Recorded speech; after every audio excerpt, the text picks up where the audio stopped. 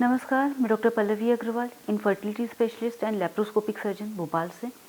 आज मैं बात कर रही हूँ बच्चेदानी में होने वाली गठान, सबसे कॉमन गठान फाइब्रॉयड के बारे में। फाइब्रॉयड बच्चेदानी में होने वाली सबसे कॉमन गठान है। अगर हम 100 महिलाओं की सोनोग्राफी कराएं तो 20 से 30 महिलाओं में यह दिखाई दे जाएगी। अब पहली सवाल आता है कि अगर फाइब्रॉयड हमें दिखाई दे रहा है तो हमें क्या करना है। अगर इंसिडेंटल डिटेक्टेड फाइब्रॉयड है, यानी कि आपको कोई भी परेशानी नहीं है और फाइब्रॉयड का साइज़ बहुत छोटा है, 1-2 सेंटीमीटर है, तो आपको कुछ भी नहीं करना है। हर 2 साल में आपको सोनोग्राफी करानी है। क्यों? क्योंकि फाइब्रॉयड की टेंडेंसी होती है समय के साथ साथ बढ़ने की। सामान्यतः यह हर साल 0.5 से 1 सेंटीमीटर के आसपास बढ़ता है, तो आपको हर 2 साल में सोनोग्राफी करानी है अपने गायनेकोलॉजिस्ट के सुपरविजन में। फाइब्रॉयड के सामान्यतः अगर कोई प्रॉब्लम नहीं है तो इंसिडेंटल डिटेक्टेड है तो कोई भी लक्षण नहीं होते। जो कुछ लक्षण हो सकते हैं वो होते हैं कि अगर फाइब्रॉयड बच्चेदानी की परत के पास है या बच्चेदानी की परत के अंदर है, तब हो सकता है कि आपको हैवी ब्लीडिंग हो या फिर इंटरमेंस्ट्रुअल ब्लीडिंग, यानी कि माहवारी के दौरान भी बीच बीच में खून के छींटे पड़ें।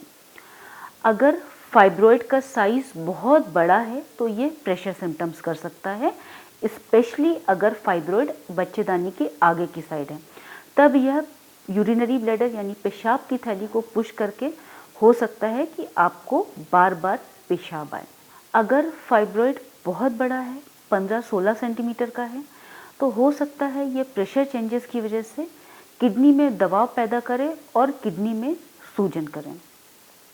कुछ केसेस में फाइब्रॉयड संतानहीनता का कारण भी हो सकता है। ऐसे कौन से फाइब्रॉयड हैं जो संतानहीनता कर सकते हैं?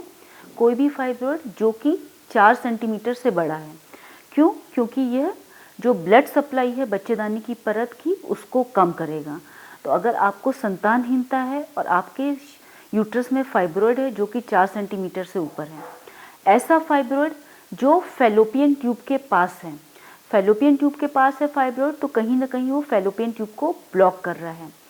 या फिर ऐसा फाइब्रॉयड जो परत के बहुत पास है, परत को पुश कर रहा है बच्चेदानी की परत को, या परत के अंदर है, तो ऐसे फाइब्रॉयड को संतानहीनता के मरीजों में निकालना पड़ता है।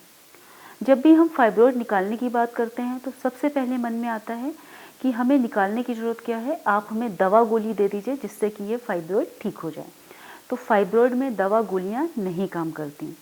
कुछ केसेस में अगर आपको बहुत ज़्यादा हैवी ब्लीडिंग है और आप अभी ऑपरेशन कराने की स्थिति में नहीं हैं, घर में कुछ प्रॉब्लम होने की वजह से या फिर शरीर में खून की कमी होने की वजह से, तो एक इंजेक्शन दिए जाते हैं जिससे कि आपको ब्लीडिंग होनी रुक जाए।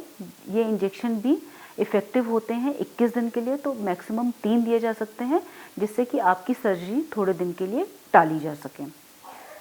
अब हम बात करते हैं एक्चुअल ऑपरेशन यानी सर्जरी के बारे में। तो जब भी हम फाइब्रॉयड की सर्जरी के बारे में करते हैं, अगर आप संतानहीनता से रिलेटेड कर रहे हैं तो फिर यह ऑपरेशन दूरबीन के माध्यम से ही कराना है, ऑपरेशन पेट खोल के नहीं कराना है। अगर बच्चेदानी की परत के अंदर फाइब्रॉयड है तो फिर इसको हिस्ट्रोस्कोपी यानी कि बच्चेदानी के अंदर देख के उसको निकालने की प्रक्रिया के द्वारा होगा, जिसको कि हम हिस्ट्रोस्कोपिक मायोमेक्टमी बोलते हैं। अगर फाइब्रॉयड बहुत बड़ा है तो कुछ केसेस में इसकी 2 सिटिंग यानी कि एक बार किया हमने और कुछ दिनों बाद दूसरी बार किया, 2 सिटिंग की आवश्यकता पड़ सकती है। लेकिन अगर फाइब्रॉयड बच्चेदानी की बाहरी हिस्से में है तो हमें दूरबीन द्वारा ही ऑपरेशन करना है।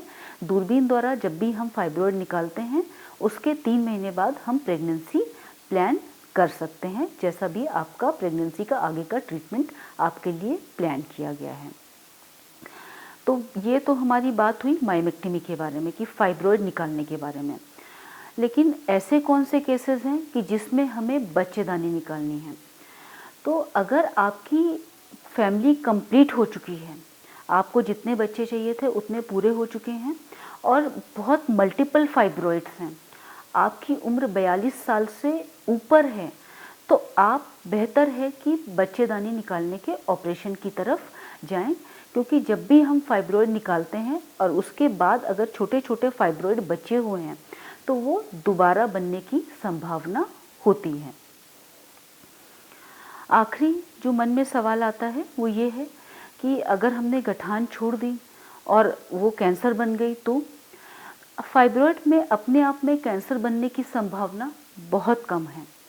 किन केसेस में कैंसर बनते हैं? अगर फाइब्रॉइड का साइज़ बहुत बड़ा है, स्पेशली अगर 8-9 सेंटीमीटर से बड़ा फाइब्रॉइड है तो उसमें कैंसर बन सकता है, या फिर फाइब्रॉइड बच्चेदानी की परत के अंदर है जिसको कि हम बोलते हैं सब म्यूकस फाइब्रॉइड, उसमें कैंसर बन सकता है। मैं इस पूरे टॉक को बंद करूंगी इस पॉइंट के साथ कि अगर आपकी पीरियड बंद हो चुके हैं, फिर हमने एक जनरल हेल्थ चेकअप के लिए सोनोग्राफी कराई और उसमें फाइब्रॉइड पता चला, फिर हम क्या करें? अगर आपके पीरियड बंद हो चुके हैं और आपने जनरल हेल्थ चेकअप के लिए सोनोग्राफी कराई, आपको कोई भी प्रॉब्लम नहीं हो रही थी, आपकी बच्चेदानी की परत वगैरह सब कुछ नॉर्मल है, तो आप इनको ऐसे ही छोड़ सकते हैं। इनके लिए कुछ भी चिंता करने वाली बात नहीं है। जब भी पीरियड माहवारी बंद होती है तो आपके जो फाइब्रॉइड हैं उनका साइज़ 2 से 3 सेंटीमीटर के आसपास कम होता है, उसके बाद वो कम नहीं होता, उसके बाद वो वैसा ही रहता है। प्रेगनेंसी में अगर आपको फाइब्रॉइड है तो यूजुअली उसके साइज़ में 0.5 to 1 सेंटीमीटर का चेंज आ सकता है, जो प्रेगनेंसी के बाद अपने आप हो सकता है पहले वाली कंडीशन में ठीक हो जाए। बहुत कॉमन क्वेश्चन आता है कि हमारा अगर प्रेगनेंसी में फाइब्रॉइड है और हमारा डिलीवरी ऑपरेशन से द्वारा होनी है तो हम ऑपरेशन के दौरान वो फाइब्रॉइड निकलवा लें। लेकिन जब भी हम ऐसा करने की कोशिश करते हैं तो जो बच्चेदानी की ब्लड सप्लाई है वो बहुत ज़्यादा है, तो जब भी हम ऐसा करने की कोशिश करते हैं तो ऐसा हो सकता है कि ब्लीडिंग इतनी ज़्यादा हो कि वो रुके ना। तो इसलिए ऑपरेशन के दौरान फाइब्रॉइड निकालना डिलीवरी के दौरान बिल्कुल भी उचित नहीं है। निकालना सिर्फ उन्हीं केसेस में पड़ता है जिनमें कि अगर हमने फाइब्रॉइड नहीं निकाला तो बच्चेदानी को वापस से बंद करना मुश्किल होगा, या फिर एक बहुत पेडंकुलेटेड फाइब्रॉइड करके एक चीज़ होती है जिसमें एक फाइब्रॉइड होता है, उसके नीचे एक लंबा सा स्टॉक होता है, जैसे कि पेड़ में फल लटका हुआ है, तो उस स्टॉक को हमने काट दिया, वो बहुत ईजी प्रोसीजर है। इन 2 केसेस के अलावा डिलीवरी के ऑपरेशन के दौरान फाइब्रॉइड का ऑपरेशन हमें नहीं करना है। धन्यवाद। ये मेरी सारी जानकारी फाइब्रॉइड संबंधित। इससे संबंधित आपको कुछ भी पूछना हो तो मेरे को कमेंट बॉक्स पर शेयर करें। Thank you.